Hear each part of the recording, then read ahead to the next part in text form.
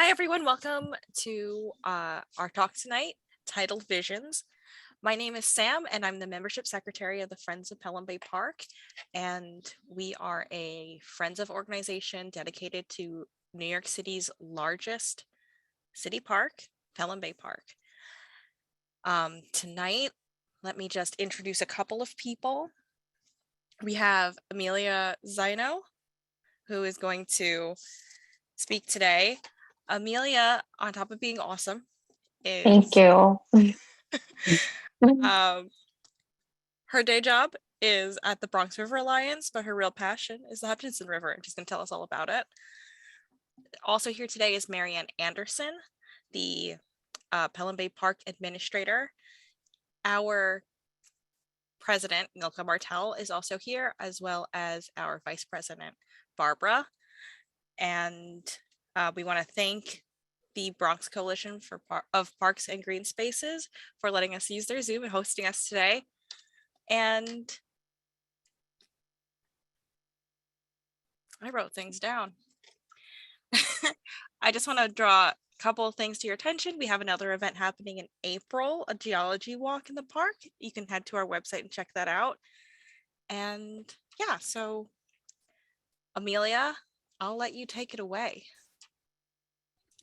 Sam, I really appreciate it. And I want to say hello and good evening to everybody. I know it's a beautiful night out, so I truly appreciate you taking the time to spend with me learning about this river. And then tomorrow night is also going to be a lovely night. So I invite you to maybe go out and take a walk along the Hutch. I'll just start out by telling you a little bit about who I am. I grew up in Co-op City. I just moved away from Co-op City to Mount Vernon. So basically, the Hutchinson River has been following me my entire life and probably will continue to do so as I go further into adulthood. My education, I have a bachelor's in urban studies from Fordham University and a master of science in geographic information science from Lehman College. Um, my specialty is actually designing maps. I do cartography, but I'm also very passionate about the environment and environmental education. So I love using visuals to tell stories. So today I'm going to use visuals to tell you all the story of the Hutchinson River. And to start the story of the Hutchinson River, I want to acknowledge my grandfather. My grandfather grew up in Harlem and moved to Co-op City with my grandma in the 60s. And throughout my childhood, my grandfather would always go fishing on the Hutchinson River.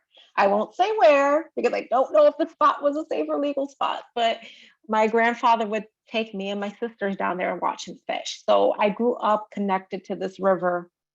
And as I grew up and learned about its history, and I learned about the threats to its quality, I became passionate about it.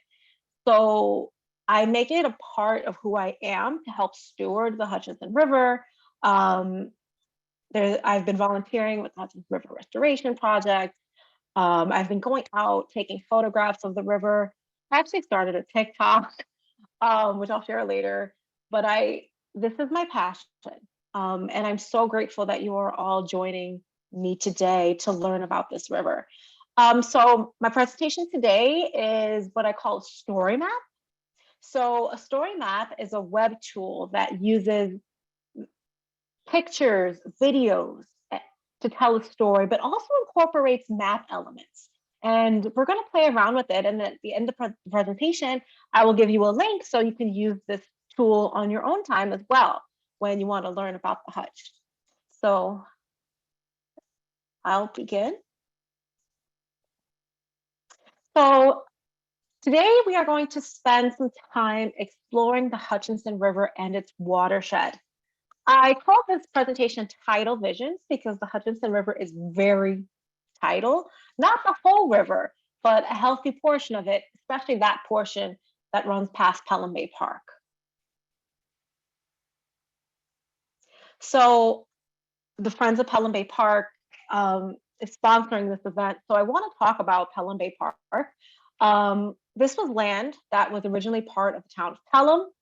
In 1888, several large estates were purchased by the city of New York to create parkland as part of a plan called Parks for the People. The theory was in 1888 that being in nature was good for your health and would help the people like stuck in crowded living conditions in Manhattan. I read a piece called The New Parks Beyond the Harlem.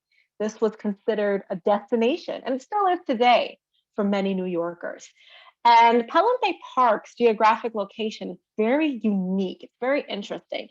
It's a peninsula that's at the perfect junction between the Long Island Sound and the Hutchinson River. So this map from 1905 shows us an early view of Pelham Bay Park. Here on the lower part of my screen, we've got what is known as Pelham Bay right here. Oops, I think you went up. And then we have Eastchester Bay right here. So up here, we have the Hutchinson River. So the Hutchinson River flanks the west bank of Pelham Bay Park, and the Long Island Sound, and this part of Long Island Sound was particularly known as Pelham Bay back in the day, flows over here. So you have a very unique mixture of different types of water. So on the west shore, this water is brackish. It's a mixture of salt water and fresh water because you have fresh water coming down from Westchester and salt water coming in via the tides. So you've got a beautiful set of brackish water filled with nutrients. And then over here, you've got pure salt water. So there's a lot going on here ecologically. And that's what makes it such a beautiful and unique setting. I'm going to clear my annotations, clear all drawings. Okay. Excellent. So I'm going to take everybody on a brief tour of the Hutchinson River. So the Hutchinson River originates in Scarsdale. Some of you may be familiar with Scarsdale if you've ever driven on the Hutchinson River Parkway or if you've ever driven on Central Avenue.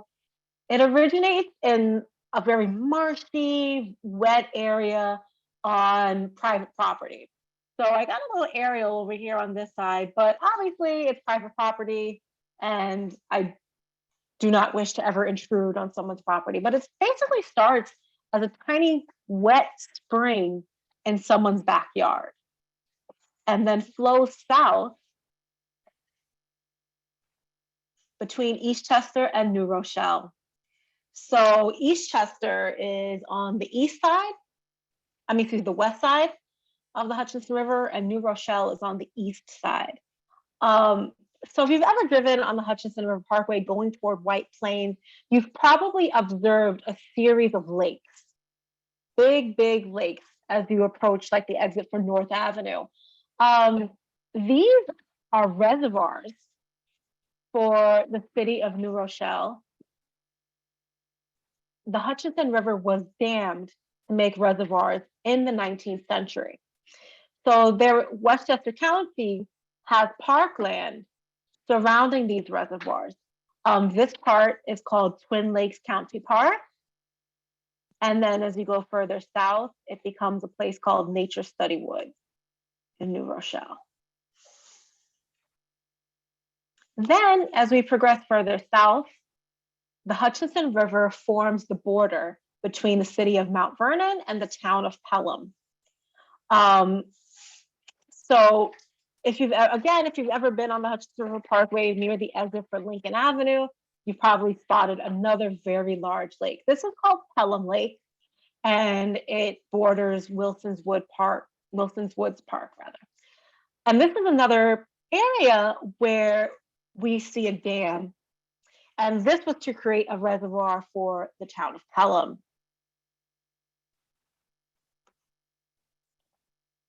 So at one time in history, the Hutchinson River was pristine and pristine enough to be considered a clean drinking source. These reservoirs are no longer in service. So up to this point, the Hutchinson River has been freshwater, but at Sanford Boulevard and Mount Vernon, we see the tide come in. So the tide reaches up to just about Sanford Boulevard. So I got a little picture of some fish swimming in the Hutchinson River at this point. That's as far as the tide goes.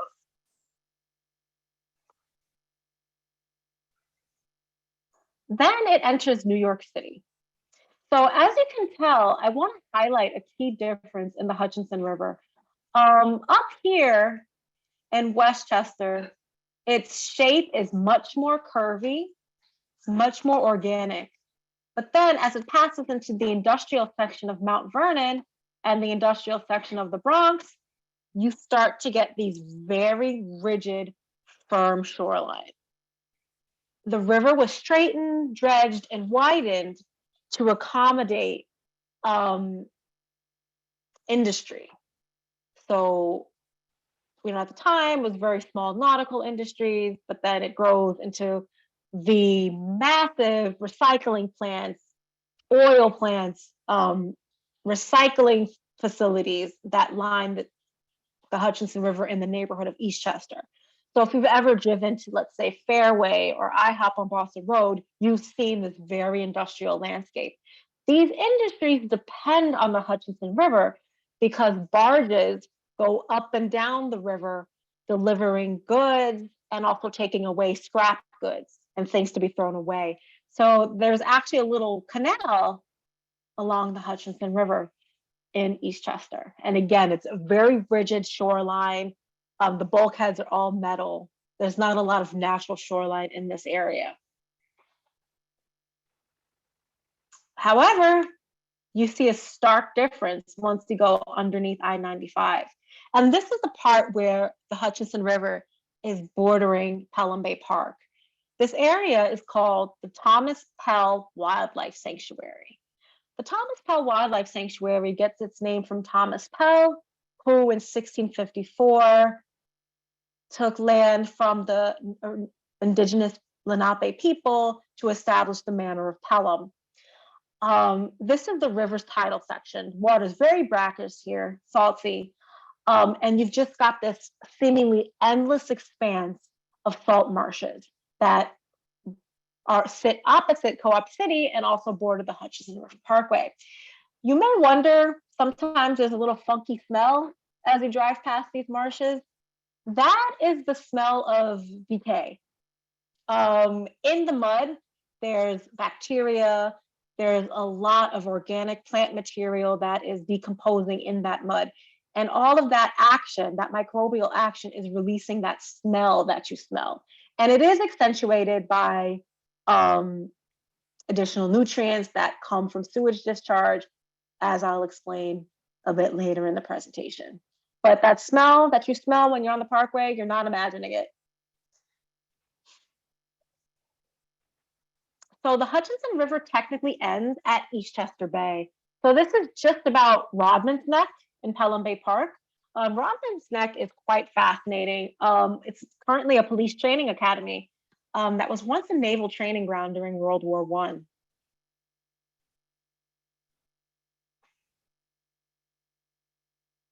So that's the geography of the Hutchinson River. Now we're going to talk a little bit about the natural history. So along the east bank of the Hutchinson River, you see impressive rock outcroppings. This is part of the Heartland Formation, which is an ancient geologic form that is mostly found in New England. This is its southernmost reach. So some people say when you come up to Pelham Bay Park, it's like you're in Maine or something like that. And there's a reason behind that. The geology is quite similar. It's the same, as a matter of fact. So this is one of my favorite rock formations. It's directly across from Co-op City.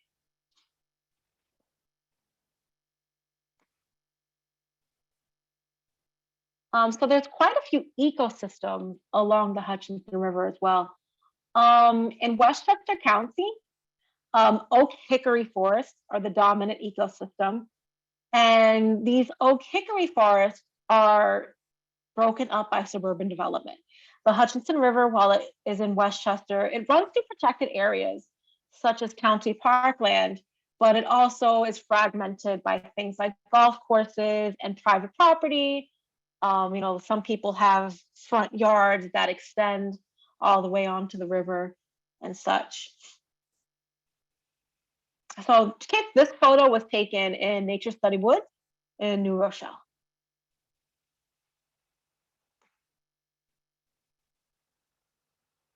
As I mentioned earlier, in the Bronx, the salt marsh dominates. And this is created by the influx of tidal waters coming in from the Long Island Sound. So I want to highlight these grasses that you see in the picture. Most of these grasses are called Spartina.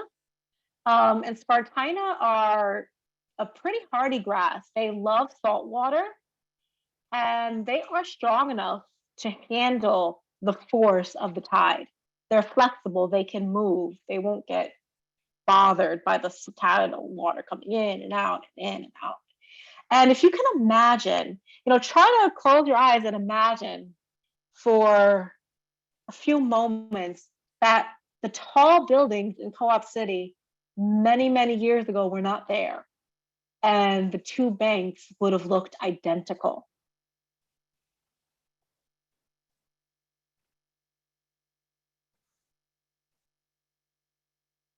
I also want to highlight the Pelham Bay landfill, and apologies for this photograph. About a year ago, there was a wildfire on top of the landfill. And at the time, I was living at home and I took a picture from my window. And this was the only picture of the landfill I could find. But the Pelham Bay landfill was a major city landfill for a good, healthy part of the 20th century, but was shut down in the 1960s. It was shut down by the 1990s due to community pressure. And in fact, the Thomas Pell Wildlife Sanctuary was established as a response to the landfill, as a way to kind of make it up to the community. The landfill was closed in the 1990s and covered with protective coating and a layer of soil. And various meadow grasses have established themselves in the soil. And this creates a unique grassland habitat for butterflies, other pollinators, and birds such as the northern harrier, a beautiful bird of prey.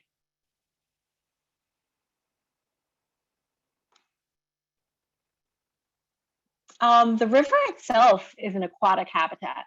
There are a few different fish that call the Hutchinson River home. Alewives are an anadromous fish. That means that they breed in the freshwater portions and spend their adult lives at sea. Alewives are an indication of the health of a stream. However, it's difficult for them to complete their annual migration when you have dams along a stream. And as we discussed earlier, the Hutchinson River has several dams blocking the way. So the alewives have a hard time making it up into the freshwater portion.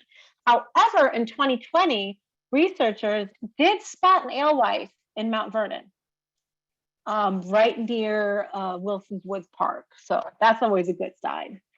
Other fish that you can find in the Hutchinson River include American eel, Atlantic menhaden, striped bass, and more. As you go further up, the water quality does degrade, and hardy fish like mummichog and killifish can survive. Mummichog and killifish are very, very little tiny fish that are strong and can handle low dissolved oxygen. They can handle poor water quality. In the fall, you can see these amazing menhaden schools. I took this video on Fulton Avenue in Mount Vernon, right by Fairway. And these are the menhaden just swimming around, probably freaking out because there's a predatory fish coming upriver like a bluefish.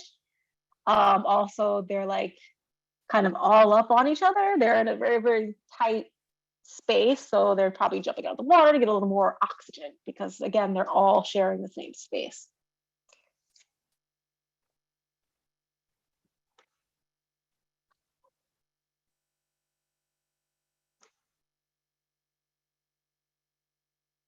Okay, so I do want to share the human history of the Hutchinson River, and I'd like to start with the original inhabitants of this area, the Lenape people. Their name for the Bronx River was Aquayana, which, according to John McNamara's History in Asphalt, may translate to either high bank or red cedar tree. I do want to highlight a little bit of a common route between the Bronx River and the Hutchinson River. The Bronx River's indigenous name is Aquahong, and the Hutchinson River's indigenous name is Aquayanok. So, the two rivers do run parallel to each other and are very close. So I thought that was something very interesting to highlight. But the Lenape lived along the Hutchinson River for thousands of years prior to European occupation and fished in the then thriving waters of Aquayanok. And at that time, oysters, mussels, fish. People used to say these rivers ran silver because there were so many fish migrating upstream. It was absolutely spectacular. And then the salt marshes provided, a host of benefits as well. There were some areas where huckleberries would grow in abundance. And there were just so many wonderful natural resources surrounding the Hutchinson River. The Lenape spoke a dialect of the Delaware language called Munsee.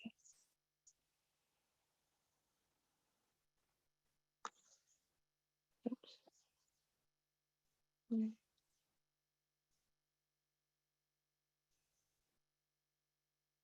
Sorry.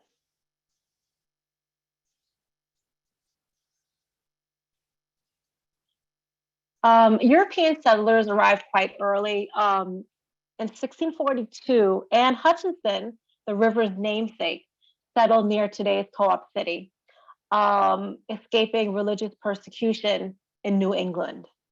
Unfortunately, she and her family were casualties of escalating tensions between the Dutch, English, and the Lenape. Um, there were disputes between who was settling on what land, and obviously lots of tension. And her family was killed, with the exception of her youngest daughter, Susanna, who was captured and lived the remaining years of her life with the Lenape. After her death, further land seizure by the British occurred. So Thomas Pell comes and purchases the land, and we start to see the town and city names that we're familiar with today appear, such as Eastchester, Pelham, New Rochelle, Scarsdale. So something interesting that I also want to highlight, the area of the Hutchinson River was not part of the Bronx until 1895. For much of this time, it was Westchester County.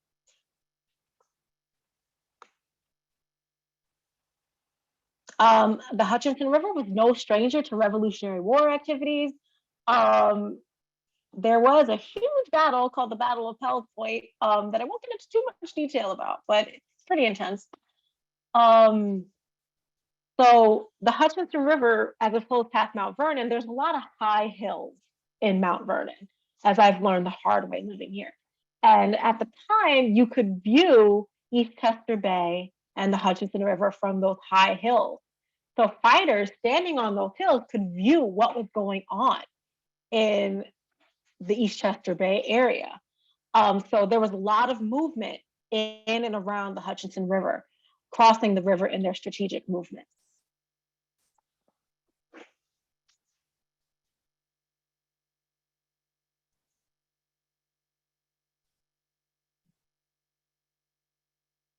So after America is established, time passes on, and we see the evolution of the Industrial Revolution. The town of Eastchester on the river's west bank grew and grew. Eastchester was growing so much that one part of it became the city of Mount Vernon. It had to become its own city because there was just so much growth. Bronxville became its own town. Tuckahoe became its own village. Eastchester was just getting too big for its britches. But there was a lot of industrial activity So this map of the town of Eastchester from 1881 shows a coal yard and a spot called the town dock on the Hutchinson River. And this would be located roughly near today's East 233rd Street. An early name for East 233rd Street is Fisher's Landing Road. So likely referring to this landing here, the town dock. Nowadays, this is probably like that weird bowling alley behind Connor Street and still very industrial. But we start to see this very early.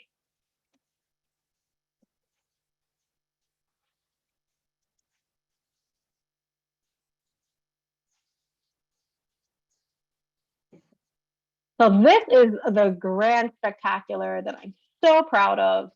Um, so the Hutchinson River has many tributaries, some of which were navigable until the 1960s. The landscape surrounding the Hutchinson River has changed so much in not a lot of time. Um, so Pelham Bay Park shoreline is relatively natural. It's in its original state, with the exception of the Hutchinson River Parkway. And we can see that in these organic forms. But let's zoom in. So right now I'm zooming into today's Co-op City, and I'm highlighting Bay Plaza in particular. So this is like the Bay Plaza area on the left side. This is Bay Plaza in 2022. But I'm gonna swipe to show you what it looked like in 1905.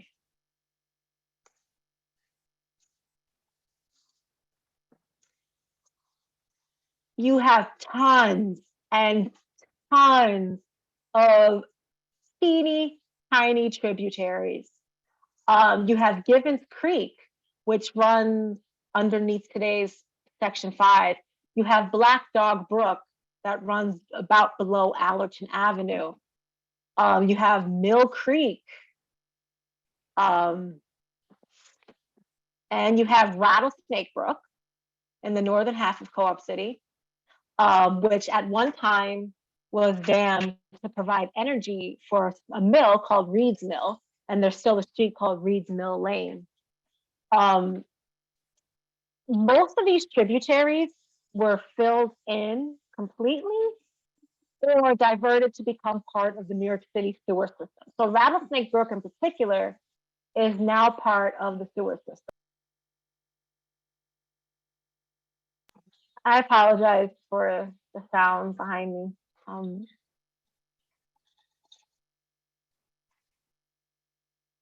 Alrighty, so I hope that was a good insight into the history of the Hutchinson River, but now I do have to have the difficult conversation about the threats to the Hutchinson River. But don't worry, we're not going to end on a bad note. But I think it's important to be honest and transparent. So this picture was taken, I believe, in 2020 on a dry, sunny day. And this hole here is called a combined sewer outflow point.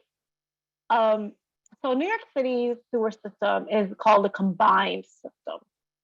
That means that the rainwater and wastewater, so like your toilet water, your bath water, are combined into the same system.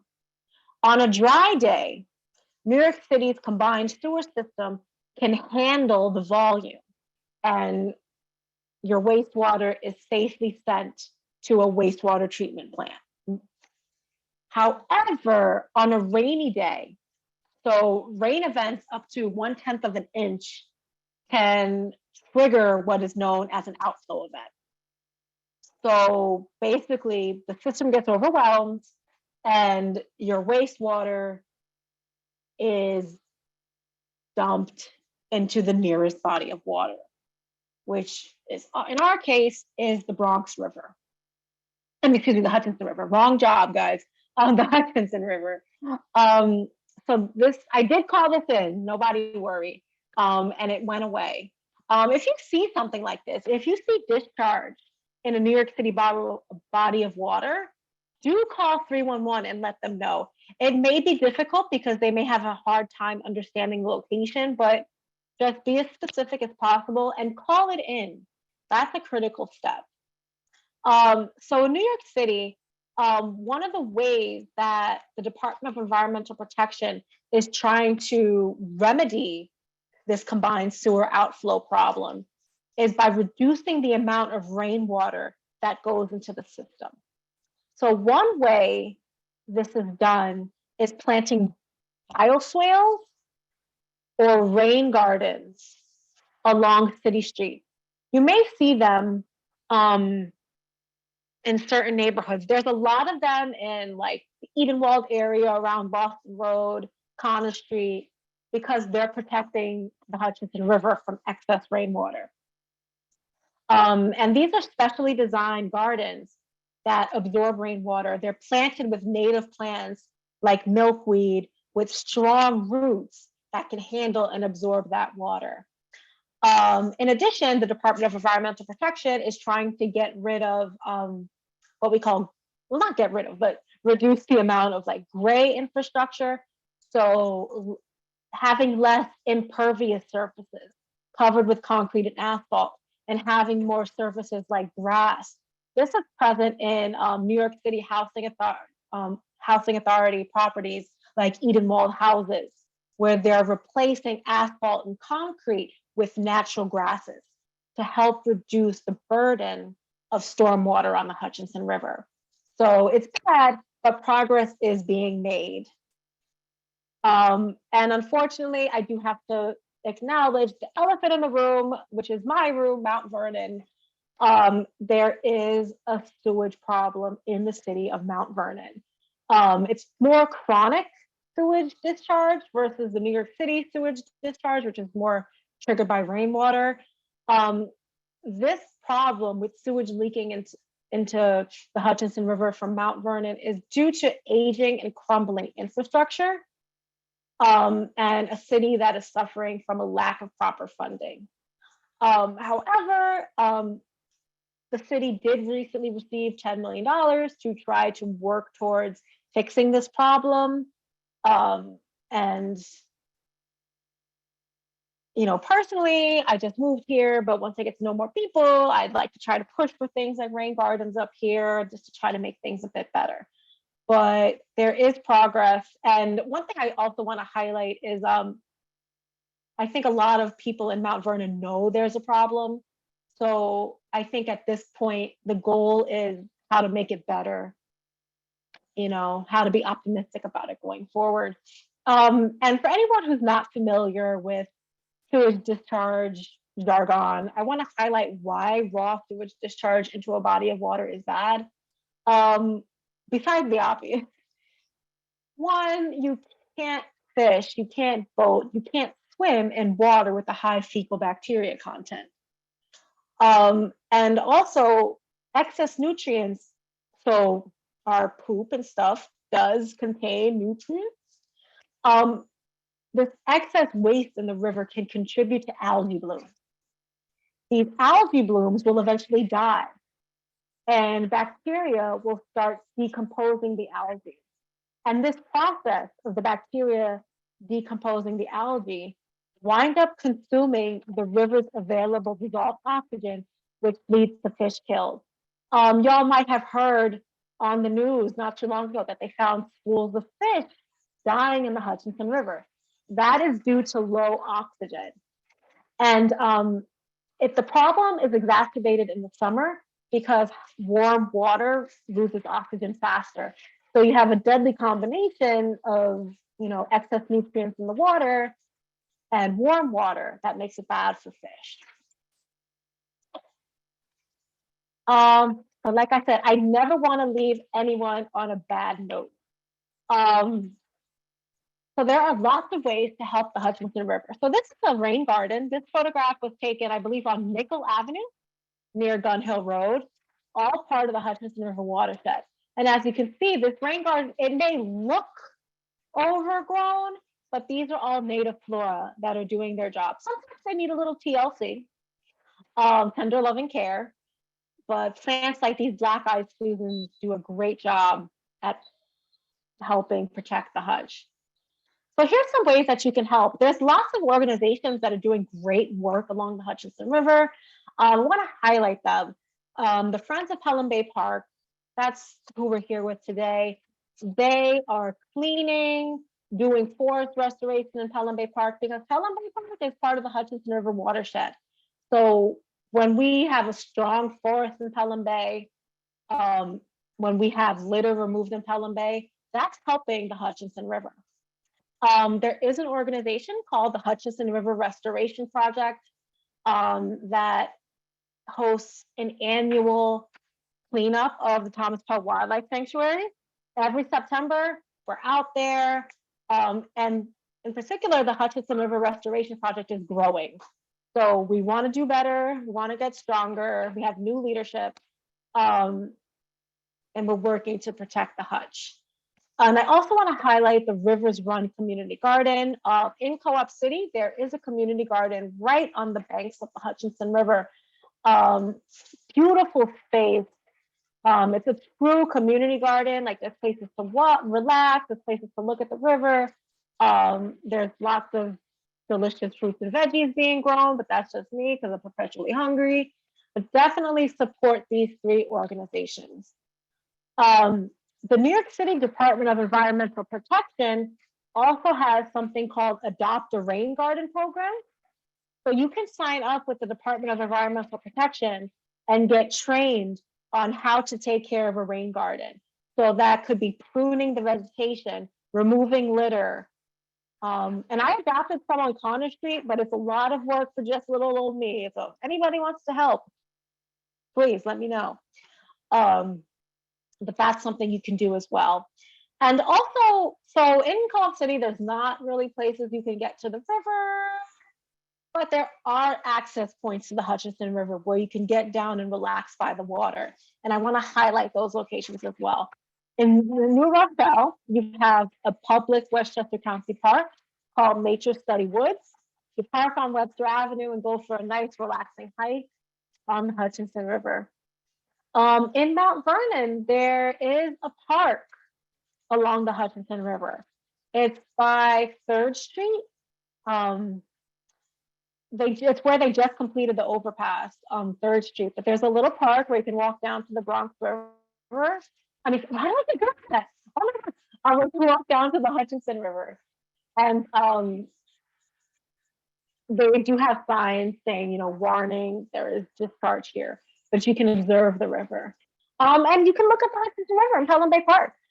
There's a new, well, it's not really all that new. It's about 10 years old now, but there's a path called the Hutchinson River Greenway that takes you all along the river. You can cross the river. And then at Shore Road and City Island Road, there's a little trail that leads you right down to the river. So go out, take photos, tag the Hutch on social media. And if you see something, say something. If you see discharge, if you see a fish kill, let us know. And with that, I'm done talking. So if anybody has any questions, I'd love to hear them. And if I said Bronx River many times, I am sorry, because I have been working. So it's like, oh my God, I gotta switch. But I'm thinking, but like I said, I'll put my TikTok in the chat about rivers. So yeah, I'd love to hear any questions that anyone may have.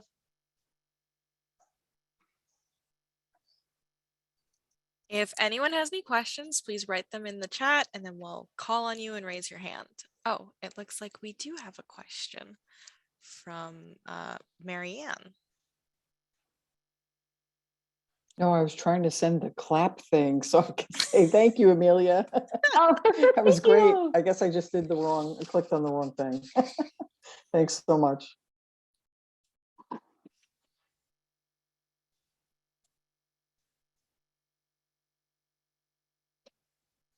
I actually have a question. It's Maria Louisa. When you were talking about the geology, you had said that some of the geology found at it's like the southernmost point of what formation? Am I using the Heartland Formation? Hartland.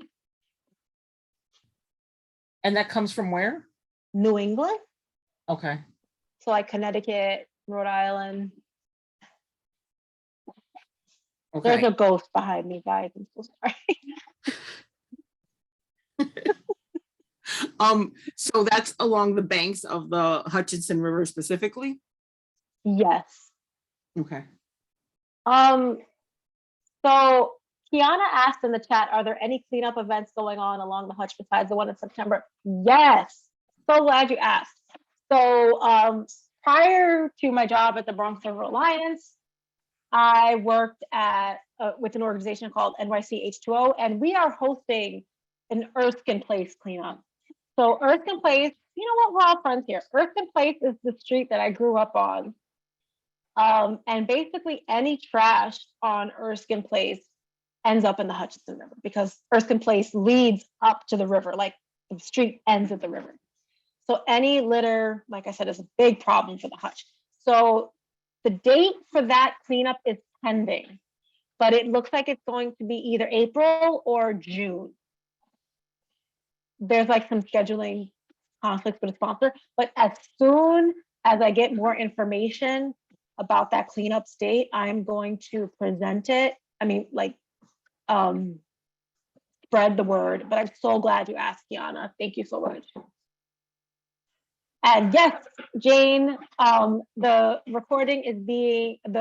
presentation is being recorded, so please forward this to everybody.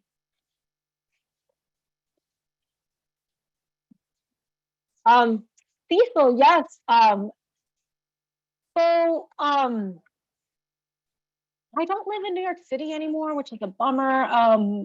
But I think like it is critical to bring up, you know, issues with community boards and to kind of speak up and be a voice for the Hutch, because that's a real way to make change. And I think it's important that people have the courage to do so, because personally, I get nervous talking to people. But I did speak to Senator Bailey, who is my senator now and was, and he seems really, really like enthusiastic about this. So everyone, if you see something on the Hutch or there's something going on the Hutch that really bothers you, speak up. And speak up with me, so I'm not by myself, because that's what scares me. Jorge, you have a question?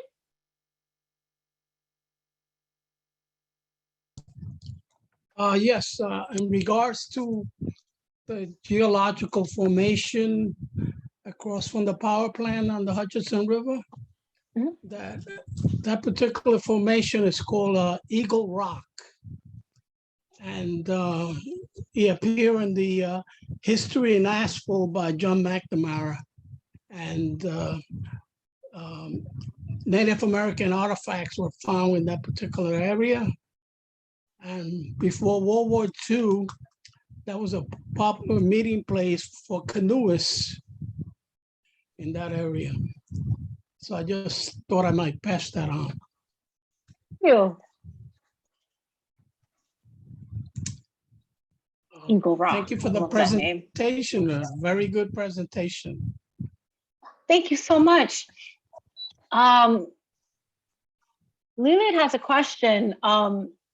How are Pelham and the Hutch impacted by climate change? So one,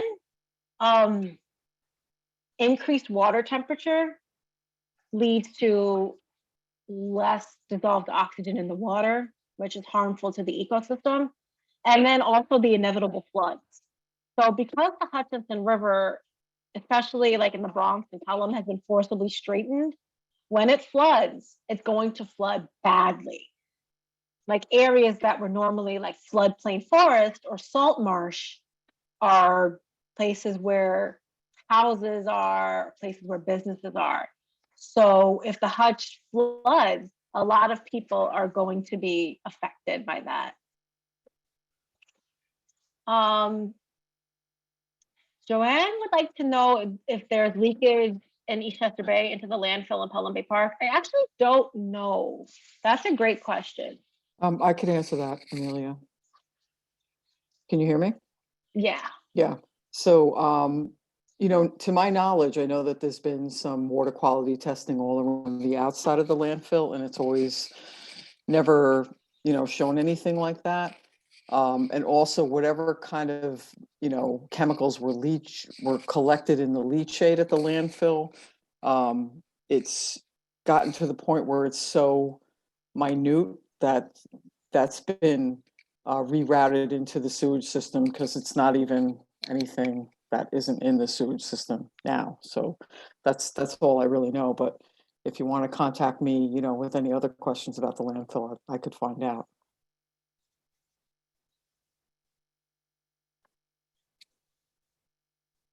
Awesome. Thank you so much for that, Marianne.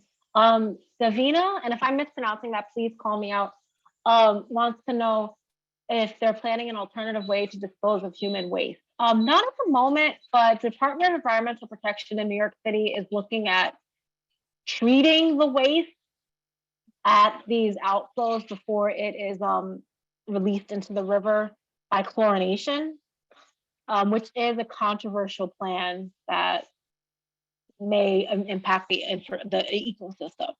On the Westchester side, I think it's just old-fashioned rebuilding the sewer system.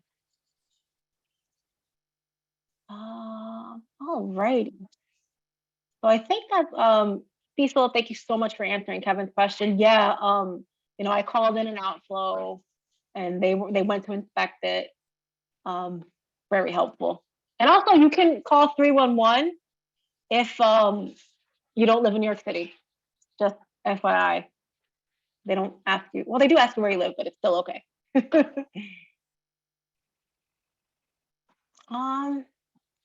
Alrighty. So any other questions from the audience?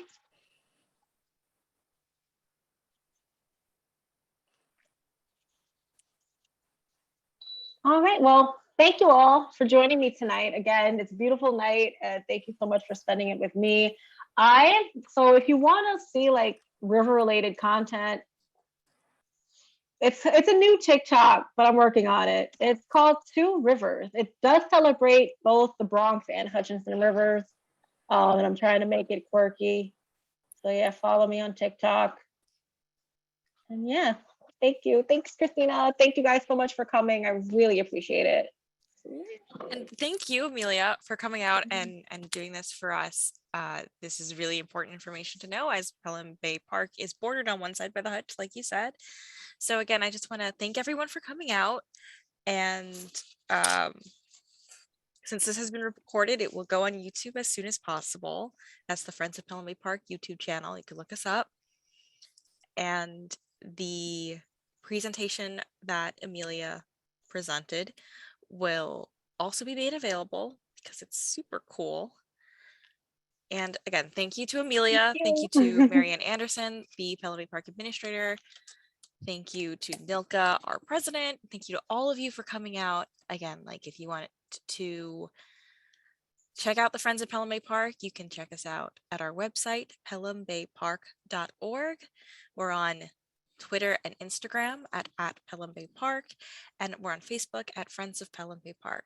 If you have any questions, you can shoot us an email, friendsofpelhambaypark@gmail.com. And we're just so happy to have had you tonight. Everybody, good night.